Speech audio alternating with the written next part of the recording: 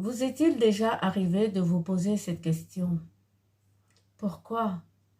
Pourquoi Dieu a mis dans le jardin d'Éden, à la vue de toutes ces créatures, cet arbre ou cette herbe de l'expérience du bien et du mal? Pourquoi a-t-il fait cela? Si vous posez cette question, c'est que vous êtes dans une très grande détresse. Cette question déchire l'âme de certaines personnes, de ceux qui sont lourdement éprouvés.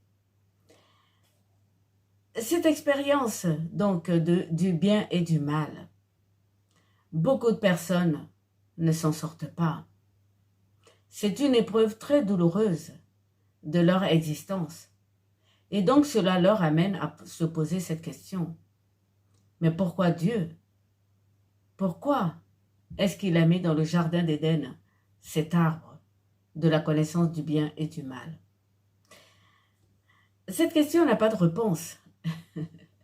Aujourd'hui, les humains reçoivent de Dieu tout simplement la grâce de son Fils, Jésus-Christ de Nazareth. Dans le jardin d'Éden, il a mis cette herbe du bien et du mal. Adam et Ève ont chuté. Et pour nous relever, il a envoyé son Fils Jésus-Christ.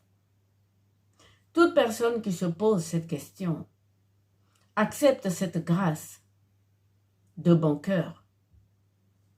Il n'y a pas d'autre compréhension ni d'autre solution à cette question. Par Adam, donc, la mort est entrée dans nos vies.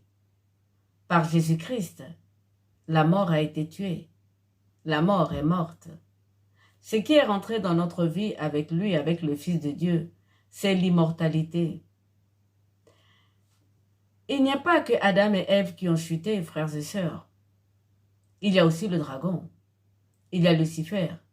Il y a un tiers des anges et beaucoup de puissance, de vertu, de seigneurie, de principauté. Vous en avez quelques exemples avec les chefs des Perses et les chefs des Mèdes. Bref, je me suis posé cette question comme vous, comme beaucoup d'entre nous. J'ai embrassé la grâce du Christ, tout simplement parce que cette question me taraude, moi aussi. Pourquoi est-ce que Dieu a mis cette herbe de la connaissance du bien et du mal? Je fais mon cheminement.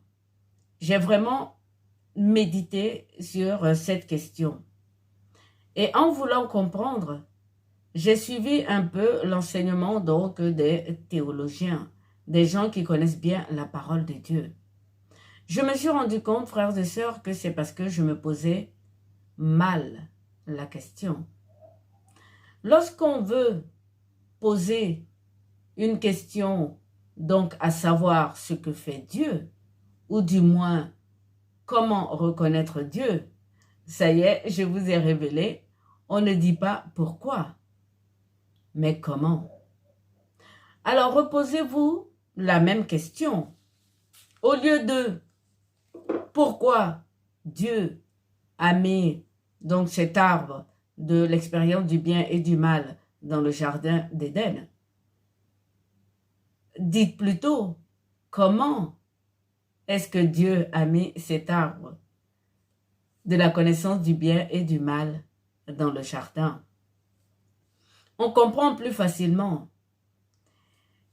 Cela donne une vision plus claire de ce que Dieu a voulu faire. La première réponse, moi, qui m'est venue, qui s'est profilée devant moi, c'est que Dieu voulait que l'homme et toute la création marchent sur cette herbe de la connaissance du bien et du mal. Dieu ne voulait pas qu'on la mange. Il voulait qu'on marche dessus, que ce soit le marchepied de l'homme et non le contraire. C'est-à-dire que l'homme devait surfer sur cette herbe de l'expérience du bien et du mal et non la manger. Dieu lui-même il dit, le ciel est mon trône et la terre mon marchepied. C'est ce qui aurait dû être le cas pour Adam et Ève, frères et sœurs. Ça aurait dû être l'arbre de la vie éternelle est mon trône et l'herbe de la connaissance du bien et du mal est mon marchepied. Mais cela n'a pas été le cas. Je fais une petite parenthèse par rapport à l'actualité, par rapport à l'IA et la puce. Tant que les hommes surferont sur Internet avec l'IA ou avec le chat GPT, il n'y a pas de problème. Mais il y aura un problème et la colère de Dieu va se lever sur les hommes qui prendront la marque de la bête, qui prendront la marque sur le front. Bref, je ferme cette parenthèse. Vous avez bien compris la différence entre surfer sur quelque chose et manger la même chose. Hélas, l'homme et Ève et Adam ont mangé cette herbe de la connaissance du bien et du mal. Le résultat, nous avons chuté. Puis, il y a eu la grâce du Fils de Dieu. Mes frères et sœurs, j'ai le sentiment, très humble, que cela a plu à Dieu. Le fait que nous ayons donc mangé cette herbe, donc de la connaissance du bien et du mal, qui nous fait vivre cette expérience aujourd'hui, qui nous fait poser cette question. Comment est-ce que Dieu a pu mettre cette herbe de la connaissance du bien et du mal sous nos pieds dans le jardin d'Éden? Frères et sœurs, nous, la race d'Adam et d'Ève, nous sommes devenus le tout autre. Et oui, un tout autre différent des anges, nos frères. Souvenez-vous, nous sommes tous des Adam. Un tout autre qui n'effraie pas Dieu. Au contraire, cela lui plaît. L'expérience donc du mal et du bien rend l'homme fragile, mais en même temps fort. Il rend l'homme faible, mais riche. Frères et sœurs, cet arbre où l'herbe est de Dieu, et nous savons que Dieu est bon, il est juste, il est miséricordieux. Pouvait-il se tromper? Non, il ne pouvait pas se tromper. Il ne faut pas se poser la question de pourquoi, mais comment. Il voulait qu'on marche dessus, je vous le dis, qu'on surfe sur cette herbe de la connaissance du bien et du mal. Mais lorsque nous l'avons mangée, cela a produit en nous ce que j'appelle, entre guillemets, l'inattendu. Et cette expérience du bien et du mal dans l'âme, pour Dieu, est quelque chose d'inattendu, mais qui plaît à Dieu, je le répète. Certaines personnes d'entre nous pensent que lorsque nous allons mourir, cette connaissance, cette expérience du mal et du bien va mourir avec la peau, avec la chair. Ce n'est pas le cas. Lorsque Ève a mangé avec Adam, ils étaient dans le jardin d'Éden. C'est après qu'ils aient mangé que Dieu les a couverts de la peau. Donc cette connaissance du bien et du mal, ce fruit, n'a rien à voir avec la peau, avec le corps. Il a quelque chose à voir avec l'âme. Donc nous l'avons dans l'âme pour l'éternité. Et Dieu nous a sauvés avec cette expérience du bien et du mal. Le Verbe, son Fils, s'est fait chair. Il s'est fait corps, âme et esprit, exactement comme nous. Il est venu dans la chair de la Vierge Marie, qui est l'une d'entre nous, la nouvelle Ève. Lorsqu'il est ressuscité, notre Seigneur Jésus-Christ, il mangeait et buvait avec ses frères, les disciples. Il est écrit dans Jean 3,15. Tout le monde connaît ce verset. Cette parole, si vous voulez. Dieu a tellement aimé le monde qu'il lui a donné son Fils unique, afin que quiconque croit en lui ait la vie éternelle. Comment Dieu peut-il aimer ce monde désobéissant et qui a chuté? Quel est le bien que l'homme a fait pour que Dieu lui donne son Fils? Pour que Dieu le relève? Qu'est-ce que Dieu aime en moi? Qu'est-ce qu'il aime en toi? Jusqu'à lui donner son Fils unique, Jésus-Christ de Nazareth. Cette question bloque beaucoup de nos frères qui résistent à la grâce. Je vous le dis, ces frères sont coiffés par des chefs qui, eux aussi, ont chuté avec nous, les principautés. Je parle des chefs des Mèdes et des Perses. Ceux qui résistent à la grâce, c'est parce que lorsque l'homme a chuté, pour eux, l'homme n'est plus grand-chose. Dieu ne peut pas se faire homme. Et pourtant, cette expérience du bien et du mal en nous, non seulement nous l'enverrons au paradis, comme à l'origine, mais en plus, elle a transformé l'homme. Elle a transformé l'humain. L'humain est devenu un autre de Dieu. C'est en Genèse 3, verset 22. Et Dieu aime cela jusqu'à lui donner son Fils unique.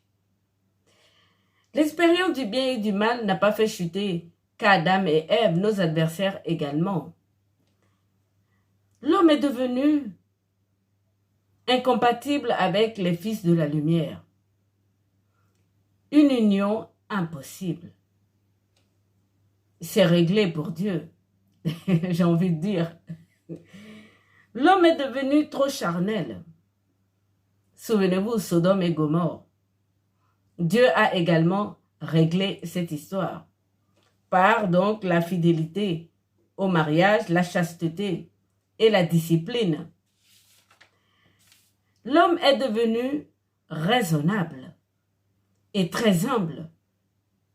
Frères et sœurs, je vais vous demander de prendre Deutéronome 18. Dieu dit ceci dans le verset 17. C'est intéressant. Dieu dit, ils sont bons, ces mots qu'ils ont prononcés.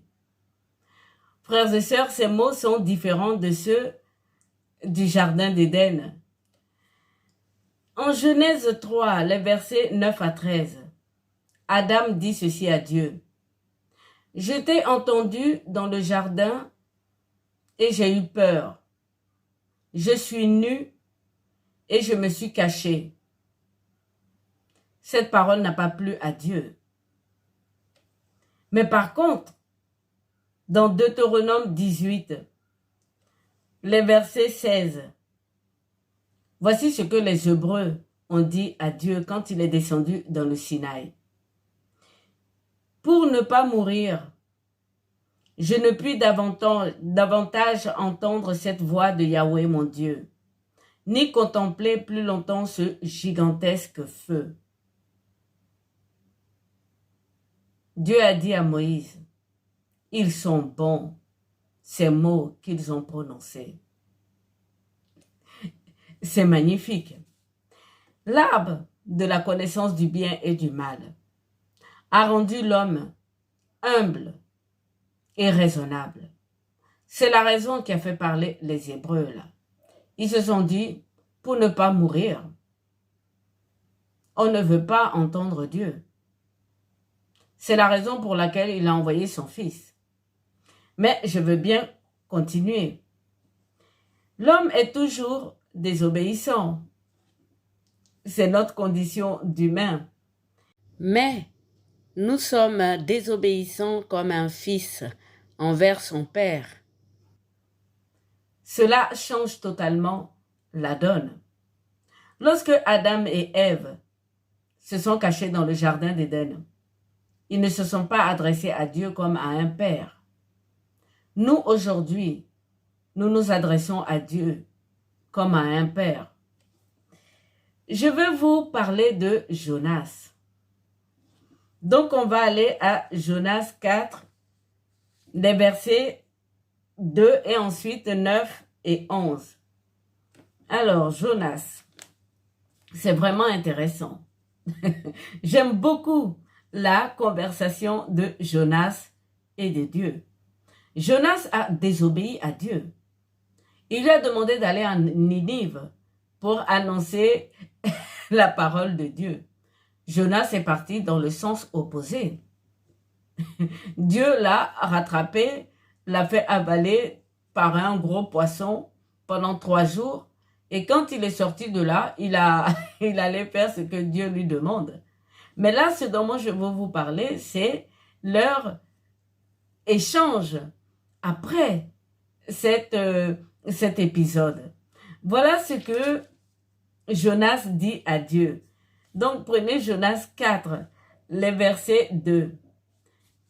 Il se met à prier vers Dieu et il dit, « De grâce Yahweh, voici bien ma parole. Quand j'étais encore sur ma terre, c'est pour cela que j'avais pris la direction de l'Est. » C'est pour ça que j'avais désobéi. Je continue. Pour fuir à Tarsis, car je savais tu es un Dieu généreux, soucieux de faire de la place à un autre que toi. Et oui, Dieu fait de la place à l'homme, à un autre que lui. Le souffle patient qui comprend les écarts et revient sur sa décision de faire le mal. Voilà ce que le jeune Jonas a dit à Dieu. Soucieux de faire de la place à un autre que toi. L'arbre de la connaissance du bien et du mal, frères et sœurs, a fait de l'homme un autre de Dieu. Mais je continue. Dans Jonas, toujours 4, on descend plus bas de 9 à 11. Voilà ce qui se passe. Donc, Dieu met Jonas à l'abri d'un arbre et le lendemain, il invite un ver à détruire cet arbre. Et voici la réaction de Jonas. Et voici qu'au lever du jour, Dieu invite un vent d'est chaud pesant. Le soleil frappe sur la tête de Jonas. Il s'affaisse presque évanoui. Il demande pour lui de mourir et il dit, « Désirable ma mort plus que ma vie. » Et Dieu dit à Jonas, « Est-il juste que tu t'affliges à propos de l'arbre? » Et plus loin, il dit ceci, voilà. Et Yahweh dit, « Tu te soucies de l'arbre du Kikion, pour lequel tu n'as fait aucun effort, et que tu n'as pas fait grandir, et qui fut en une nuit, et en une nuit disparu. Et moi, je n'aurais pas souci de Ninive, la ville, la grande dans laquelle il y a plus de 12 myriades d'hommes qui ne connaissent pas entre leur droite et leur gauche, et un bétail considérable. » Frères et sœurs, c'est magnifique. Non seulement l'expérience du bien et du mal a fait de l'homme un autre Dieu, et je reprends Jonas, qui dit soucieux de faire de la place à un autre que toi. Mais en plus, Dieu dit bien ici, et je le reprends, qu'il aime toute sa créature. Toute, je le dis bien, sa créature, c'est-à-dire avec l'expérience du bien et du mal. Je le relis. Et Yahweh lui dit, tu te soucies de l'arbre du Kikion, pour lequel tu n'as fait aucun effort, et que tu n'as pas fait grandir, qui fut en une nuit, écoutez bien, qui fut en une nuit et en une nuit disparu. Ce n'est pas le cas de l'humain. Cette expérience du bien et du mal nous a fait grandir. Voilà ce que veut dire Dieu ici. Et je continue.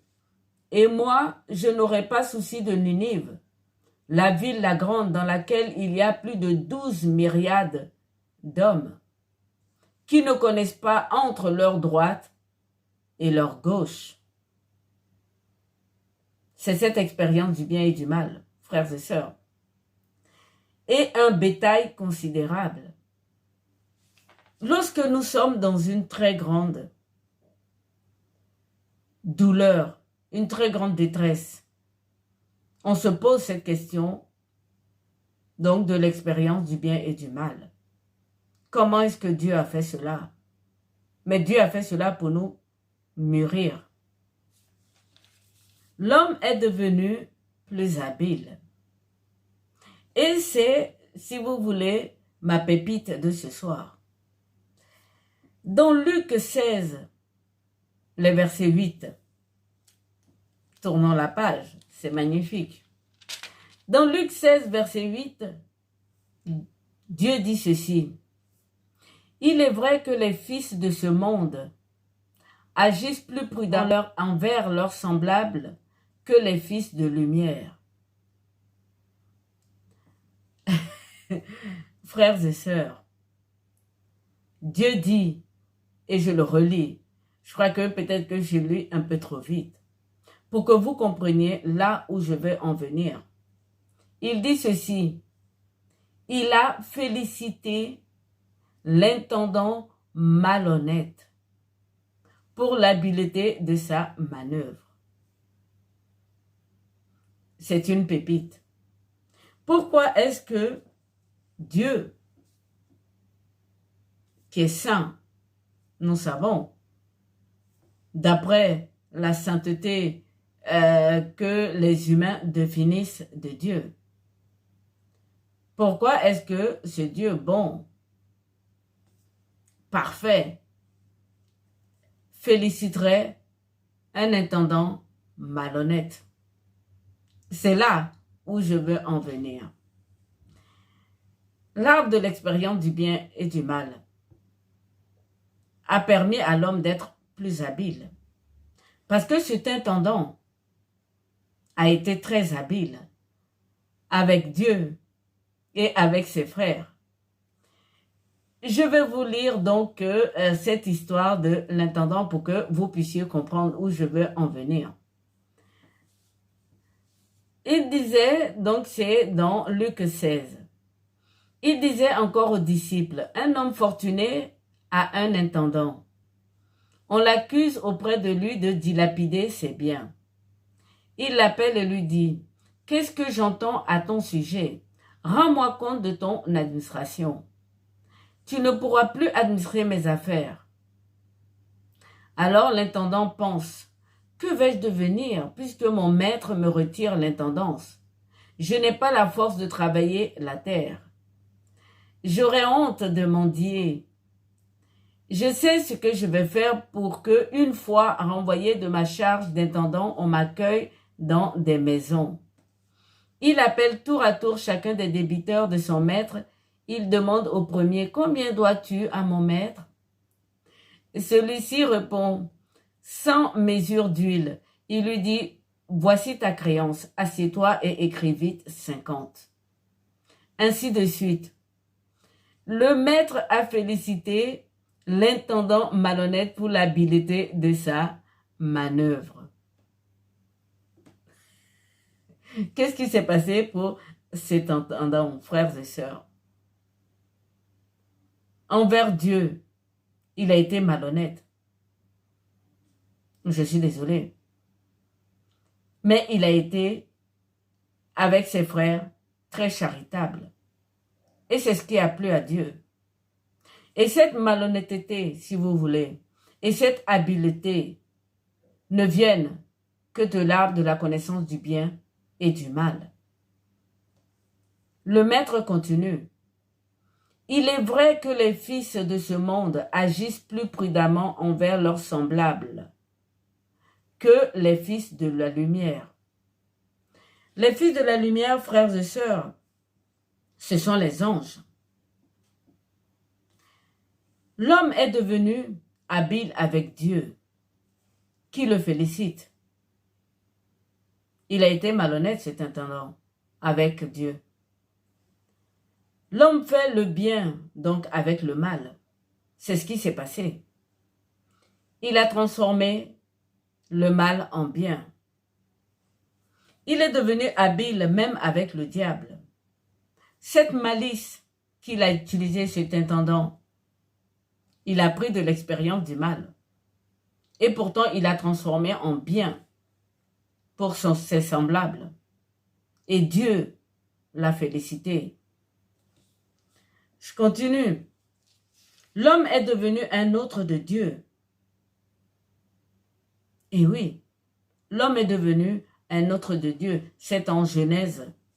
Dieu dit, voici la dame est devenue un autre de nous-mêmes.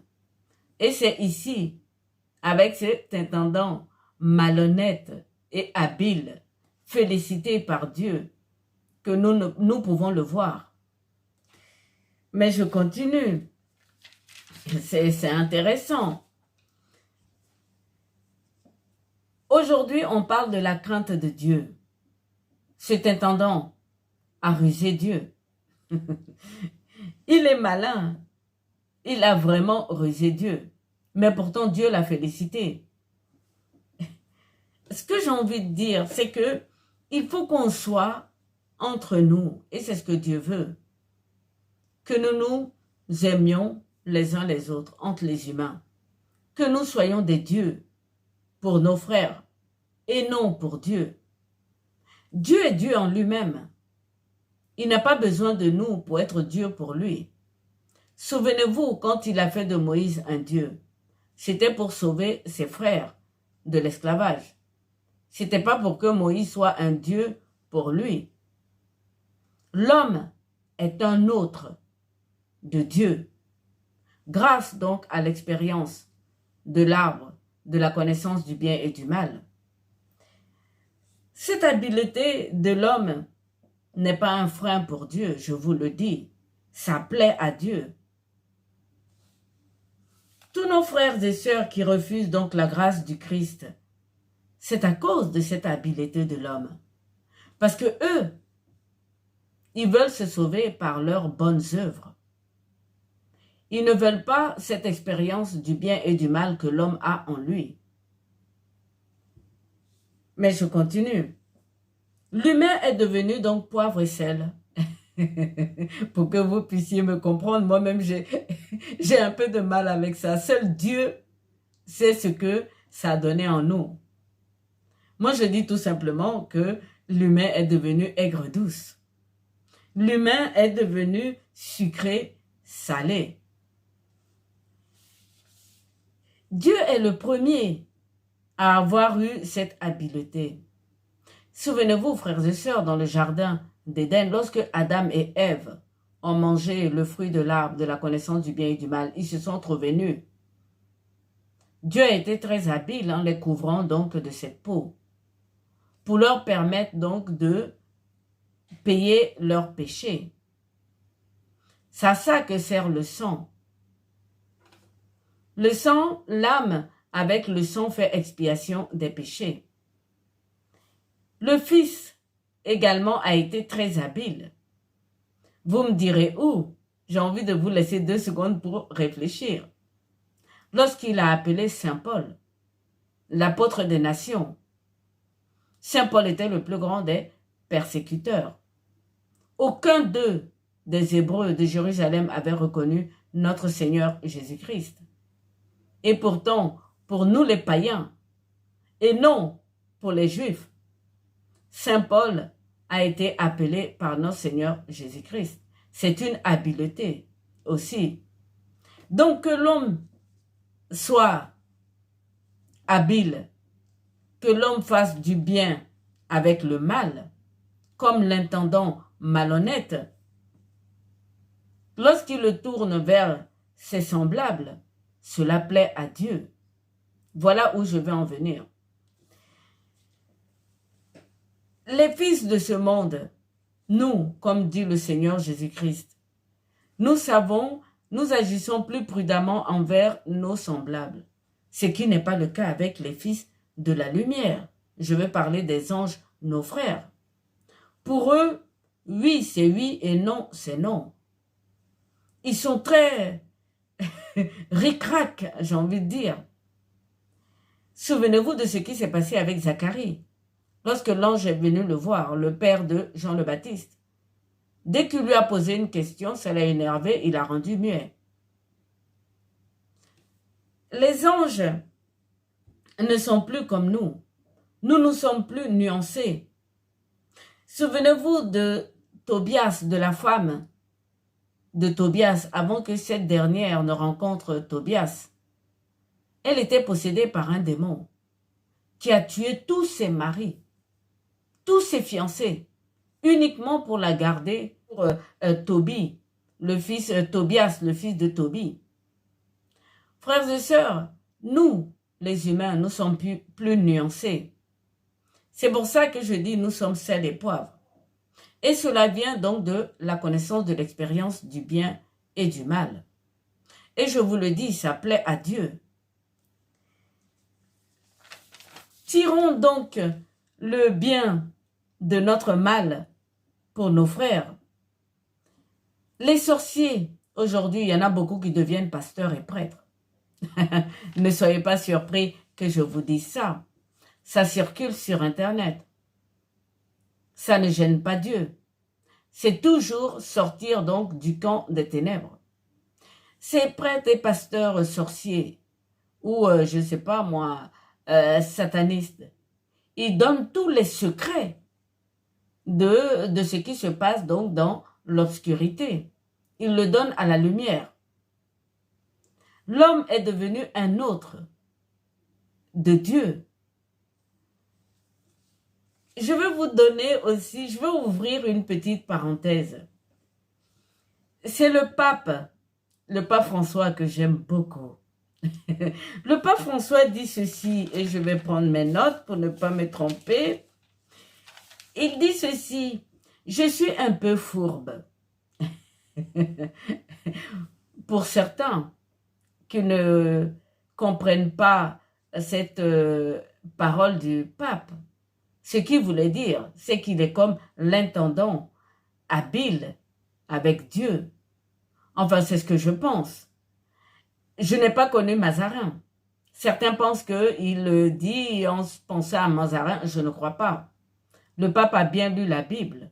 Il a bien vu que le Seigneur a félicité cet intendant malhonnête qui a été très habile avec lui. Le pape François est tourné vers les humains. Tous les humains, pas seulement les Romains.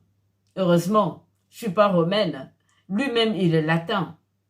Être catholique, c'est le monde entier. Donc, lorsque moi je l'entends dire, le pape, je suis un peu fourbe, ça veut dire tout simplement, je suis comme ce intendant malhonnête et très habile qui plaît à Dieu. C'est comme un Robin des Bois. Je prendrai aux riches pour donner aux pauvres. Et les riches dont il s'agit ici, c'est Dieu et nos adversaires. C'est magnifique. Je ferme cette parenthèse avec le pape. Moi, j'aime beaucoup le pape François. Et je continue. Donc, si vous avez des super pouvoirs, et oui, si vous avez des super pouvoirs qui viennent du mal, utilisez-les pour le bien de vos semblables les humains et non le mal. Rusez les adversaires. Vous en avez la capacité, je vous le dis. L'homme est un autre Dieu. que vous n'utilisez pas ces pouvoirs contre les humains, cela plaît à Dieu. Nous sommes différents des anges. Et Dieu aime notre façon d'être nuancée, notre façon d'être sel et poivre, d'être aigre douce, si vous voulez. Je prends Job. Vous avez vu que Job, les deux qui étaient avec lui, racontaient que Dieu est tout ce que vous savez, saint, parfait, il ne faut rien lui reprocher. Job n'a rien reproché à Dieu. Job lui a tout simplement ouvert son cœur. Et cela a plu à Dieu. Dieu aime les cœurs droits. Et nous, les humains, avec cette expérience du bien et du mal, nous avons le cœur droit si nous ne nous laissons pas avaler par le mal. Maintenant, je vous laisse vous méditer chez vous. Moi, c'est ce que j'ai compris. Lorsqu'on se pose la question de pourquoi Dieu a mis l'arbre de la connaissance du bien et du mal dans le jardin, d'abord, il ne peut pas se poser la question de pourquoi, mais comment est-ce que Dieu a fait ça? Et ensuite, tu chemines en disant, mais Dieu est bon, tout ce qu'il a créé est parfait. Donc, s'il a mis cette herbe de la connaissance du bien et du mal, il voulait qu'on surfe dessus, qu'on marche dessus, et non qu'on le mange. Bien sûr que nous l'avons mangé, nous avons chuté. Dieu habilement nous a rachetés. Il nous a couverts de peau et ensuite, il a envoyé son Fils nous reprendre donc dans cette expérience du bien et du mal. Je vous le dis, lorsque nous allons mourir, nous allons monter avec cette expérience du bien et du mal. C'est ce qui fait notre âme. Et donc, si vous lisez dans la Genèse, donc Genèse 3, je reprends mes notes. Dans Genèse 3, les versets 22, il est dit ceci. L'homme est devenu un autre de Dieu, et c'est ce que nous sommes. Et Jonas nous disait que Dieu est soucieux de laisser de la place à un autre que lui. Il faudrait que vous méditiez sur ces versets que je vous ai donnés aujourd'hui. Je continue. Maintenant, je vais vous poser une petite question. Qui a reconnu le Seigneur Jésus lorsqu'il est venu au milieu de nous? Est-ce les pharisiens? Tic, tac, tic, tac, tic, tac. Ben non. Ce ne sont pas les pharisiens qui ont reconnu le Seigneur.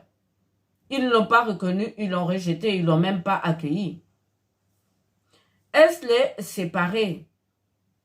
Tic, tac, tic, tac, tic, tac. Non. La réponse est non. Ils ne l'ont pas reçu. Est-ce les intellectuels? Tic, tac, tic, tac, tic, tac. Non.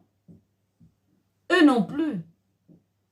Tous les érudits, tous ceux qui connaissaient la loi, les prophètes, ils n'ont pas reçu le Seigneur Jésus-Christ, ils ne l'ont pas reconnu. Et je continue. Est-ce les hors-la-loi? Tic, tac, tic, tac, tic, tac, tic, tac. Oui, les pécheurs, ceux qu'on disait hors la loi, ils l'ont accueilli, même s'ils ne l'ont pas reconnu. Ils l'ont accueilli. Et c'est ce que Saint Jean dit dans le prologue, puisque lui-même, il faisait partie des hors-la-loi. Il était avec les disciples de Jésus. Ceux qui l'ont reçu, il a fait d'eux des enfants de Dieu. Je continue. Les possédés. Tic, tac, tic, tac, tic, tac. Eh oui, les possédés ont reconnu Jésus-Christ, le Fils de Dieu. Ce sont les esprits méchants ou impurs, comme vous voulez, qui disaient, tu es le Saint de Dieu, tu es le Fils de Dieu. Et je continue. Les démoniaques. Tic, tac, tic, tac, tic, tac, tic, tac. Ce sont les démoniaques qui ont reconnu Jésus. Et oui, frères et sœurs, c'est eux qui ont reconnu Jésus-Christ de Nazareth. Vous voyez, frères et sœurs, mais je veux encore bien continuer. Les malades, les infirmes, les aveugles. Tic, tac, tic, tac, tic, tac, tic, tac. Oui, c'est eux qui ont reconnu le Fils de Dieu, Jésus-Christ de Nazareth. Le Seigneur disait lui-même, je suis venu en ce monde pour rendre un jugement. Lequel est-il, ce jugement? Que ceux qui ne voient pas puissent voir. C'est intéressant. J'aime trop Jésus-Christ, moi je vous dis. Et que ceux qui voient deviennent aveugles. Selon toi qui as répondu à ce petit questionnaire, selon toi, qui est sataniste? Ceux qui ont refusé d'accueillir Jésus, ceux qui ne l'ont pas reconnu, ou bien ceux qui l'ont accueilli et qui l'ont reconnu. Selon toi, qui est sataniste? Qui sont les vrais possédés? C'est une question. L'esprit de ce monde, frères et sœurs, possède beaucoup d'entre nous. Des personnes qui ne savent même pas qu'ils sont possédés. Et ils pensent qu'ils voient. Et nous avons la preuve avec ce questionnaire qu'ils ne voient pas. Les pharisiens ne voyaient pas. Les séparés ne voyaient pas. Et ils pensaient qu'ils voyaient. Voici, frères et sœurs, lorsque le Seigneur dit, est-ce qu'à mon retour, je vais trouver la foi? Dieu aime ce que l'expérience du bien et du mal a fait à nous. C'est inattendu pour Dieu, mais ça ne l'effraie pas. L'homme est devenu un autre de Dieu. Dieu a souci de laisser la place à un autre que lui-même, nous dit Jonas. Dieu dit, ses paroles sont bonnes, des Hébreux. L'expérience du bien et du mal a façonné l'humain de façon qui a plu à Dieu jusqu'à ce qu'il nous ait envoyé son Fils. Toi qui te poses la question de savoir pourquoi Dieu a mis l'arbre de l'expérience du bien et du mal, voici ce que moi je te réponds. Il a fait cela. Comment? Pour que l'homme soit un autre de Dieu. L'homme est différent des anges, des lumières. L'homme est inattendu pour Dieu, mais cela lui plaît. Ça ne l'effraie pas.